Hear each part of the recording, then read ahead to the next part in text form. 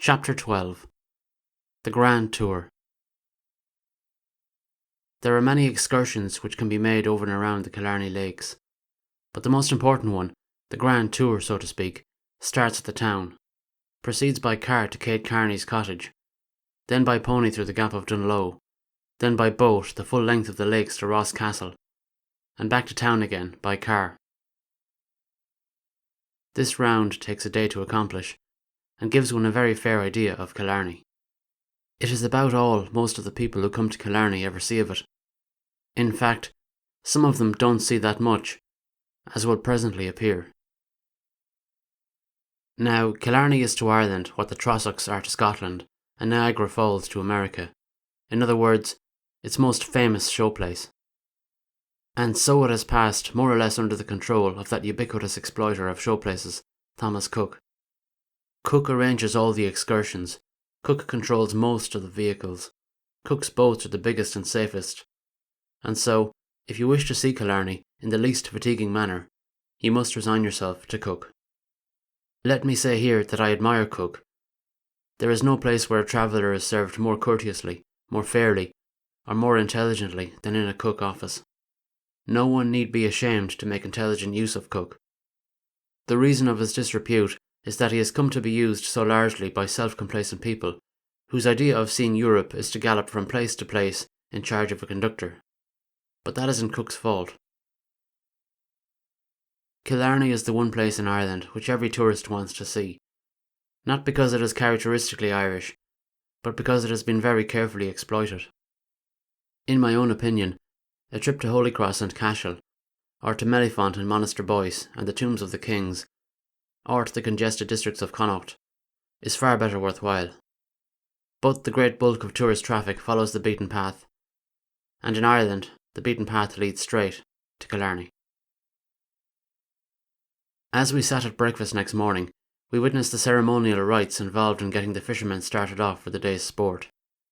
The rotund porter acted as major domo, and puffed and panted and hurried hither and yon, his brow creased with the anxieties of his high office. It is a point of honour with all true fishermen to wear only the most faded, rain-stained, disreputable of garments, and it was a weird-looking company which gathered in front of the hotel that morning, with their hats decorated with many-coloured flies, flapping around their brick-red faces. There was one woman in the lot who was going out with her father, a short, square spinster, evidently hard as nails, with a face as red as the reddest, and boots as heavy as the heaviest. The wonder was that she didn't smoke a pipe like the others. They overhauled their tackle with great care, shook out the lines, tested rods and reels, examined the flies, and finally trudged away, the boatman following, laden with rainproofs and lunch basket and gaff and landing net, and with a broad grin on his face at the prospect of sharing his employer's tobacco and lunch, and of earning a few shillings in so pleasant a manner. When we had finished breakfast, we went out to have a look at the weather, and found the sun shining brightly, with every prospect of a pleasant day. The porter assured us that there was no chance of rain, but we had already had some experience of the fickleness of the Irish climate, so we went back and prepared for the worst, and clambered presently to the seat of the car Cook sent for us. On the way into the village, we stopped at another hotel to pick up 3 American women who had been touring the continent and England, and who, by a long jump, had managed to squeeze in one day for Killarney before hastening on to Queenstown to catch their boat. They had arrived late the night before, and would leave for Cork as soon as the tour of the lakes had been completed, and they were jubilant because the day was so fine. They had feared it might rain, and that their long journey would be for nothing. The only protection against rain they had with them was 2 small umbrellas, and I could see that they were somewhat amused at our raincoats and leggings. There was a long open coach, with seats for about 20 people, waiting in front of Cook's office in the village. And presently, as cars drove in from the various hotels, this was filled to overflowing, and at last we rumbled away. We were fortunate in having been assigned to the front seat with the driver, a handsome, good-humoured fellow, not averse to talking, and behind us we could hear the merry chatter of the happy and contented crowd. We passed the workhouse, which, as usual, is the biggest building in the place, and then the lunatic asylum, which is almost as big, and then we saw the ruins of Ahado high on the hillside, and then I felt a drop of rain on my cheek. There was another drop, and then another, and then a gentle patter, and then a rushing and remorseless downpour. We held the rubber laprobe up under our chins, and the water ran down it in streams. The happy chatterer turned to exclamations of consternation and dismay, and we did not need to look around to realise the havoc which the rain was working. The driver chirruped to his horses and endeavoured to divert his passengers with a few stanzas of a classic Irish drinking song, rendered in a resounding baritone. Let the farmer praise his grounds, let the huntsman praise his hounds, the shepherd his dew-scented lawn. But I, more blessed than they, spend each happy night and day with my charming little Cruishkeen lawn, lawn, lawn, with my charming little Cruishkeen lawn. What does Cruishkeen lawn mean? Asked a man's voice behind us. Oh, it is just a term of endearment, said a woman's voice in answer. Don't you remember the song about Willie Riley and his dear Cruishkeen lawn? Oh, yes, said the man. I caught a twinkle in our driver's eye, but he said nothing. After all, Willie Riley, being a true Irishman, no doubt loved his Cruishkeen lawn, or little full jug, almost as well as his Colleen Bawn, or fair-haired lassie. So we rolled merrily on, and presently turned into a hilly lane, where a crowd of ragamuffins mounted on bony steeds awaited us. These were the pony boys, and a wild-looking lot they were as they fell in about us, and proceeded to act as a sort of cavalry escort. We took a bridge in a steep grade beyond at a gallop, and drew up in front of a whitewashed, slate-roofed little house, which our driver announced was Kate Kearney's cottage, and his bedraggled passengers made a break for its welcome shelter. It was Lady Morgan who celebrated Kate's charms in the ingenuous verses beginning, Oh, did you not hear of Kate Kearney? She lives on the banks of Killarney. From the glance of her eye shun danger and fly, for fatal's the glance of Kate Kearney. And she is supposed to have lived somewhere in this neighbourhood, though it is a long way from the banks of Killarney.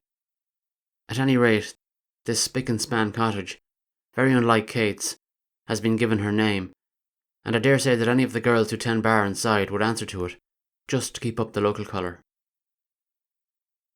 The room into which the door opens has a bar at one end, and an open fire at the other, and while the women of the party crowded about the fire, the men paused before the bar for a taste of poaching. There were many other opportunities to taste it before one gets through the gap, but if it is to be done at all, it would be better done here, for here one gets a clean glass to drink it out of. The whisky is supposed to be surreptitious, but of course it has paid the tax like any other. An inch of it is poured into the bottom of the glass, and then the glass is filled with milk, and one drinks it and smacks one's lips, and looks knowing. I drank a glass of it in the interests of this narrative, and I am free to say I have drunk many things I liked better. At the end of half an hour, everybody had managed to get fairly dry, and a prolonged discussion arose whether to go on through the gap or to turn back to the town. The rain was still falling steadily, and there was no sign of break in the heavy clouds, though our conductor contended that they were clearing away to the westward. The motley crew of pony boys, with their shaggy copelines, were all most insistent that the shower would soon be over, and that it would be a great mistake to go back. Betty and I had already made up our minds. We were going to see the thing through, whatever happened. But the rest of the crowd vacillated back and forth in cruel indecision, especially the three women who must see Killarney today or never. We advised them to risk it, but in the end, only one other member of the party, a little German Jew, decided to do so, and all the rest clambered back into the bus and were driven off toward the town. The cook's conductor stayed with us to act as pilot.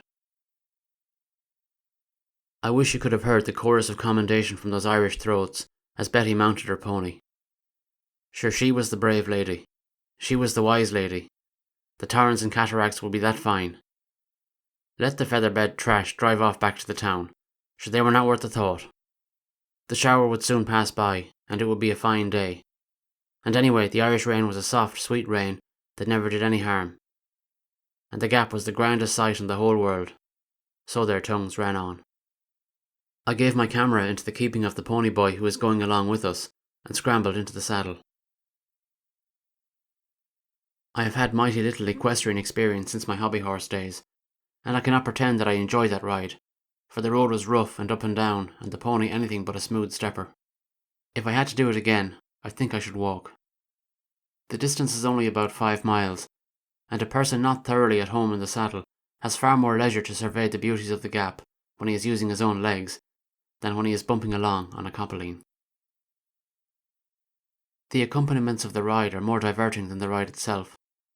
We had gone scarcely a dozen yards when we found a photographer with his camera set up in the middle of the road, who took our picture on the off chance that we'd buy one. Then, from the shelter of a rock arose a battered human, with a still more battered cornet, which looked as though it had been used as a shillelagh in a moment of absent-mindedness, and he offered to awake the echo for a penny. I produced the penny, but the blast he blew upon the horn was so faint and wavering that Echo slept on, undisturbed. Then we came to an individual playing with great violence upon a wheezy accordion. The pony boy said he had been a great actor, but that rheumatism had overtaken him, so that he could strut the boards no longer, and he had finally been reduced to playing an accordion in the Gap of Dunloe, and they besought charity for him as the most deserving case in the Gap. And then we came to 2 men with a small cannon, which they offered to discharge for 6pence. And then began a long procession of barefooted old women, pretending to offer home-knit woolen socks and home-distilled poaching for sale, but really begging most insistently, running along beside the ponies with their poor red feet slopping in the mud or slipping over the stones, voluble with their blessings if they got a small coin, and plainly thinking themselves insulted if they didn't. Meanwhile we had mounted into the Gap along a rough and winding bridle path, and a desolately impressive place we found it. A little river, the Lowe, runs at the bottom, and close on either side, high, frowning, rock-strewn precipices tower steeply upwards. There is no sign of vegetation, except a patch of heather maintaining a perilous foothold here and there on the bare and desolate hills, the Tommies on one side and McGillicuddy's Reeks on the other. And then, at what seemed the most desolate spot, we came to a substantial 2-storied house, a station of the Royal Irish Constabulary. What the police could find to do in such a desert was difficult to imagine, but we stopped a few minutes to talk with them, and they evidently welcomed the diversion. Legend has it that the Gap of Dunloe was cleft by Finn MacCool with a single blow of his great sword, and that it was here, in the black loch into which the River Lowe presently widens, that St. Patrick imprisoned the last snake in Ireland, by persuading it to enter a box on the promise that he would release it tomorrow. When the morrow came, the too trusting serpent reminded the saint of his promise, and asked him to open the lid, but Patrick replied that it was not yet tomorrow, but only today, and so the snake is still there in the box on the bottom of the lake, waiting for tomorrow to come. It makes such a fearful bubbling that sometimes it scares all the fish away, so that, while there are fish in plenty in the other lakes, there is none in this.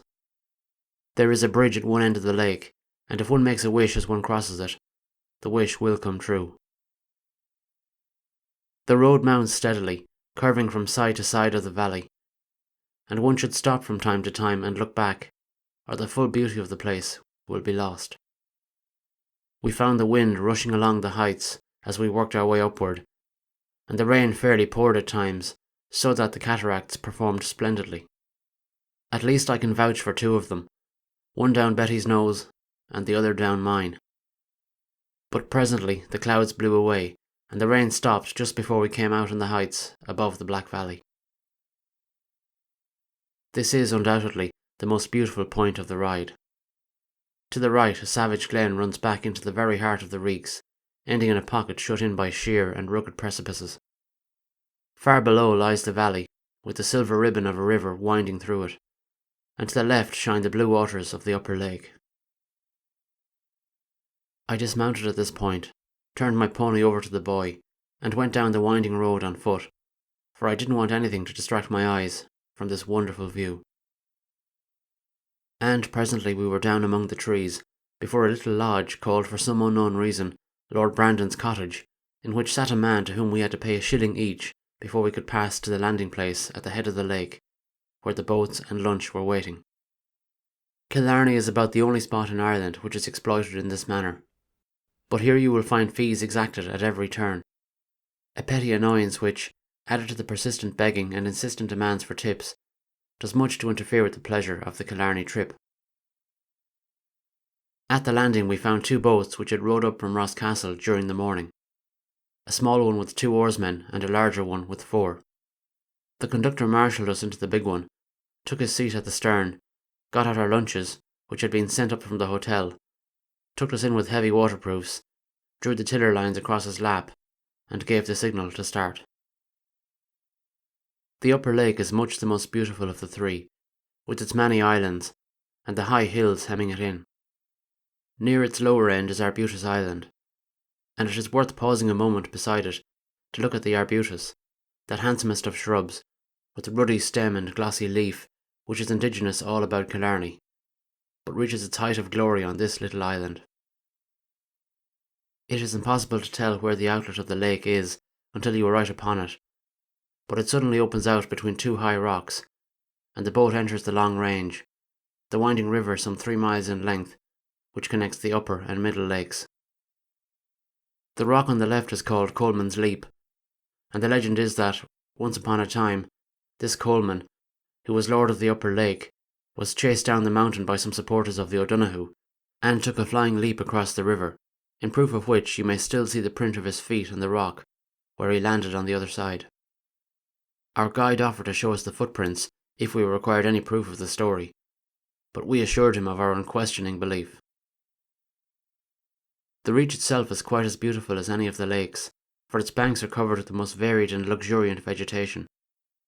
And once, as we drifted quietly along, we saw a red deer browsing among the bracken. And then we drifted past the foot of a great precipice, and the channel narrowed, the current quickened, and the boatmen prepared to run the rapids into the middle lake. One of the boatmen was a wild-eyed old fellow, very nervous and fidgety, who had considerable difficulty in wielding an oar against the husky fellow opposite him, and more than once the steersman had admonished him to put more ginger into it. Now, as we drew near the rapids, his agitation increased, his eyes grew wilder than ever, and as the current caught us and we shot under the ancient arch of masonry called the Old Weir Bridge, he managed to strike his oar on a rock with a force that nearly broke it. The nose of the boat swerved alarmingly for an instant, but the steersman brought around with a quick jerk, and in a minute more we were in the quiet waters of the middle lake. The atmosphere was far from quiet, however, as the steersman relieved his mind. Let it be added that the rapids are not very terrible, as will be seen from the picture opposite this page, and even if the boat struck a rock and was ripped in 2, one could get ashore without much difficulty. Just beyond, at the meeting of the waters, there is a whirlpool called O'Sullivan's Punch Bowl, and every rock and cave along the shore has its tradition, many of them manufactured, I suspect, for the consumption of the summer visitor. Most of the traditions are of the O'Donoghue, chieftain of the Glens. A long cave is O'Donoghue's wine cellar, a depression at its mouth is O'Donoghue's chair, and a tall knoll beside it is O'Donoghue's butler, otherwise Jockey Bui. The boat leaves the middle lake under another massive, high-hipped arch of masonry, dreaded na Brickeen, the Bridge of the Little Trout, or Brickeen Bridge, as it is called now, and emerges into Glenna Bay, another place of beauty. But, as we were gazing at its loveliness, the boat suddenly pitched sideways, then tried to stand on end, and we started round to find ourselves in the midst of an ugly expanse of white-capped water. We had never thought of rough water in Killarney, yet here it was, and mighty rough at that. The lower lake is 5 miles long, and half as wide, and when the wind gets a good sweep at it, you can kick up a sea that is not to be despised. "'Tis just O'Donoghue's white horses out for a frolic," said the steersman encouragingly, and took a new grip of his lines. The oarsmen bent to their work, and we headed out into the lake, for it was necessary to cross to Ross Island. We said nothing, but held tight, and grinned palely at each other when the boat made a peculiarly ferocious pitch. The spray flew in sheets, the wind dashed the spindrift viciously in our faces, and we would have been very wet indeed, but for the waterproofs. But after the first few minutes, we began to enjoy it, for it was evident that the boat was a staunch one, and even if it went over, it wouldn't sink. I don't suppose there was really any danger of its going over, though it hung at an alarming angle on the side of a huge wave once or twice, and at the end of half an hour we swept under the lee of Ross Island, and our sweating boatmen paused to take breath. The excitable one was trembling so he could scarcely get his pipe between his teeth. That night at the hotel, Betty was talking to two Englishwomen who had hired a boatman to row them out to Inishfallen Island. The lake hadn't been especially rough when they went out, and it wasn't until they got out of the lee of the island on the return trip that they realised its fury. Their boatman, at the end of a few moments, found himself unable to either get ahead or to go back. The most he could do was to keep the boat's head to the waves, and for nearly an hour they tossed there, shipping great seas, bailing desperately, too frightened to be seasick, and finally giving themselves up for lost, when the wind shifted and their boatman managed to struggle past the point of Ross Island. They expressed surprise that their hair wasn't white, and said that they would consider all the remainder of their lives sheer gain, because they felt that, except for a miracle, they would have ended on June 5th, 1913. No doubt they exaggerated their danger, but just the same I would advise anyone who is nervous on the water to be sure that the lower lake is fairly smooth before attempting to cross it. We certainly drew a breath of relief when we stepped ashore in the shadow of the ivy-clad ruins of Ross Castle. The castle itself is not of especial interest, for all that is left of it is the ruin of the old keep, with some crumbling outworks not nearly so imposing as Blarney. About the only reason to visit it is to get the view from the top, which is very fine. But it has some stirring associations, for it was the stronghold of the Great O'Donoghue, whose legend dominates the whole district. The story goes that, every May morning, just before sunrise, the old warrior, armed cap-à-pied, emerges from the lake, mounts his white horse, and rides like the wind across the waters, attended by fairies, who strew his path with flowers. It was here the royalist forces made their last stand against Cromwell, and they thought they were safe because the castle was a strong one, and was built on an island, which made it unusually difficult to attack. And furthermore there was an old legend which said it would never be taken until a fleet swam upon the lake. Ludlow brought an army of 4,000 men over the mountains and started a siege, but made little progress. And then one morning, as the garrison looked out over the battlements, they saw a fleet of boats bearing down upon them across the lake, and they rubbed their eyes and looked again, only to see the boats nearer. And now they could discern the pieces of ordnance mounted in the bows and the soldiers who crowded them. And they were so awed by the fulfilment of the prophecy that they surrendered without more ado. That was the end of Ross Castle, but nobody knows certainly to this day how Ludlow got the boats over the hills from Castlemaine. A pretty drive along the margin of the middle lake brought us back to the hotel, where we found all the fishermen assembled, for the water had been too rough for fishing. We hurried out of our wet things, and dinner certainly tasted good, and when we joined the others about the fire that evening, we found that we had qualified for admission to their charmed circle by going through the gap and crossing the lake on such a day. We were no longer tenderfeet.